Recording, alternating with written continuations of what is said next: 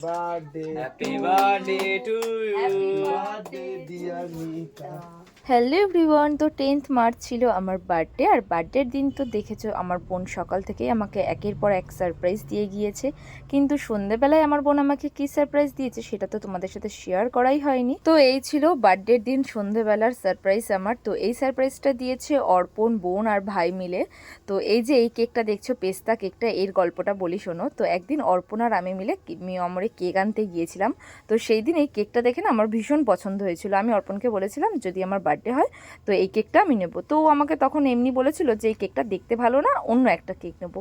কিন্তু এই কেকটাই আমার বার্থডের দিনে এনে আমাকে সারপ্রাইজ দিয়েছে। তো আমার ভীষণ পছন্দ হয়েছিল কেকটা, আর আমি ভীষণ খুশিও হয়েছিলাম। আর জানি না কেন এই বছরের বার্থডে নিয়ে সেরকম একটা মাথা ব্যথা আমার ছিল না। ভেবেছিলাম যে এবছরের বার্থডেটা আমি করবো না, এমনকি ভেবেও রেখেছিলাম যে কেকও কাটবো না। কিন্তু কোথা থেকে কি হয়ে গেল, সকাল থেকে তো বোন একের পর এক সারপ্রাইজ দিল। তারপরে সন্ধ্যাবেলা ভাই বোন অর্পণ মিলে এরকম সারপ্রাইজ দিল। তো সত্যি আমি ভীষণ খুশি হয়েছিলাম। আর এদিকে আমার বোনের অবস্থা দেখো, এই স্নো স্প্রেটা দিয়ে আমাকে পুরো ভূত বানিয়ে দিয়েছিল।